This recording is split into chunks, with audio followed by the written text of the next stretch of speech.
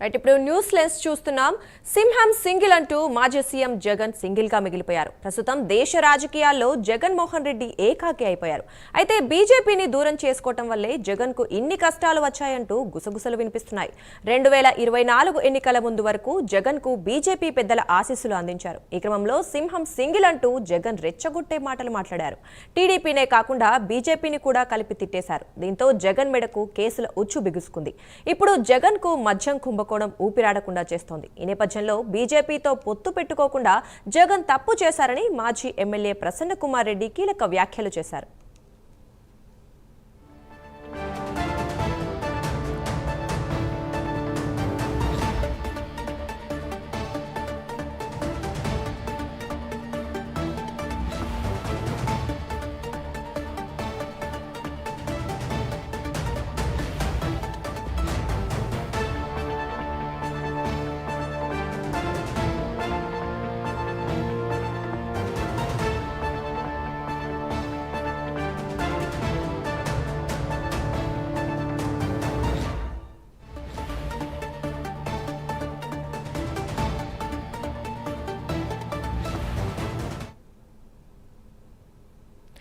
ఇదే విషయానికి సంబంధించి మరింత సమాచారం మా కరెస్పాండెంట్ రాజ్ కుమార్ లైవ్ లో అందిస్తారు.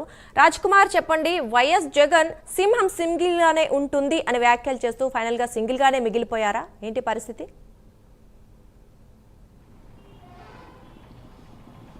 అంటే ముఖ్యంగా ఏదైతే 2024 సార్వత్రిక ఎన్నికల ముందు వరకు కూడా వైఎస్ జగన్మోహన్ రెడ్డి చాలా కీలకమైనటువంటి వ్యాఖ్యలు చేశారు.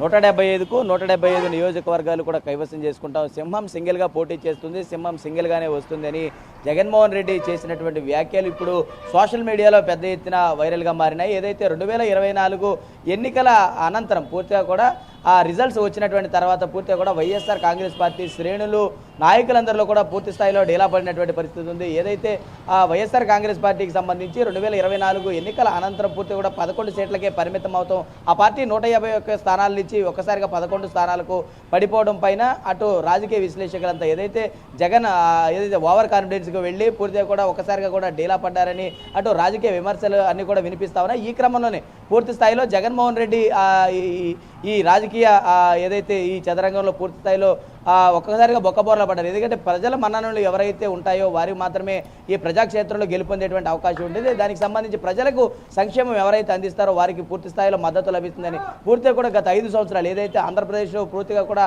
5 సంవత్సరాలు చేసినటువంటి కార్యక్రమాల వల్లే జగన్కు ఈ రకమైనటువంటి పరిస్థితి ఏర్పడిందని అటు కూటమి పార్టీ నేతలతో పాటు మిగిలిన రాజకీయ విశ్లేషకులతో పాటు కొంతమంది సామాజిక కార్యకర్తలు కూడా చెప్తున్నటువంటి పరిస్థితి ఉంది. అయితే ఈ తరుణంలో పూర్తిగా కూడా జగన్మోహన్ రెడ్డి చేసినటువంటి ఈ కార్యక్రమాల వల్ల ఇప్పుడు పూర్తిగా పార్టీలో ఉన్నటువంటి సీనియర్ నేతలందరూ కూడా ఒక్కసారిగా కూడా దూరం అవుతున్నారు. అటు గత 5 సంవత్సరాలు చేసినటువంటి స్కాముల వివరాలన్నీ కూడా ఒక్కసారిగా కూడా కూటమి ప్రభుత్వం అధికారంలోకి వచ్చినటువంటి తర్వాత ఆ స్కాములు ఏవైతే ఉన్నాయో అన్నింటినీ కూడా ఒక్కొక్కటిగా కూడా వెలికి తీసేటువంటి ప్రయత్నం చేస్తా ఉన్నారు. ఇప్పటికే ఆ లిక్కర్ స్కామ్ కేసులకు సంబంధించి పెద్ద ఎత్తున అటు అవినీతి ఆరోపణలు ఏదైతే ఎదుర్కొంటున్నాయో ఈ అవినీతి ఆరోపణలకు సంబంధించి కూడా పూర్తి స్థాయిలో అటు సిట్టు విచారణ జరుగుతోంది. దాదాపుగా 28 మంది ప్రధానమైనటువంటి నిందితులుగా చేర్చినటువంటి నేపథ్యంలో పూర్తి స్థాయిలో ఇటు వైఎస్ జగన్మోహన్ రెడ్డి పూర్తిగా కూడా సింగిల్గా మిగిలిపోయారు.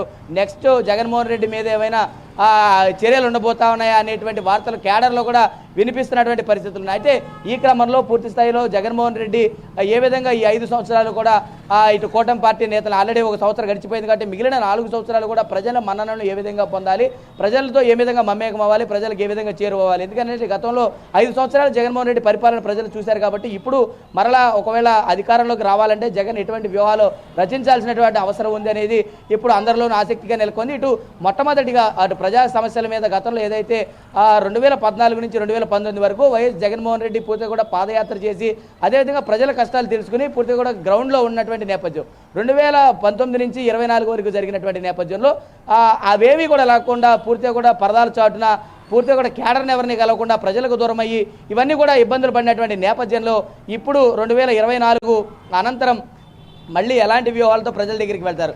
ఎందుకంటే పూర్తిగా గత 5 సంవత్సరాలు చేసినటువంటి అప్పుల భారమే ఇప్పుడు ఆంధ్రప్రదేశ్ రాష్ట్రం మీద పడింది. రాజధాని నిర్మించుకోవాల్సినటువంటి అవసరం ఉంది, కంపెనీలు రావాల్సినటువంటి అవసరం ఉంది, పెట్టుబడులు తేవాల్సినటువంటి అవసరం ఉంది. ఇట్లా అనేక రకాలైనటువంటి అన్నీ కూడా రాష్ట్రంలో కావాల్సినటువంటి అవసరం ఉంది. కాబట్టి ప్రజలు ఏది చెబితే జగన్మోహన్ రెడ్డి నమ్ముతారనేటువంటి వాటిపైన కూడా ప్రధానంగా చేయాల్సినటువంటి ఉంది. ముఖ్యంగా రాష్ట్ర ప్రయోజనం మీద ఫోకస్ చేయాల్సినటువంటి అవసరం ఉంది.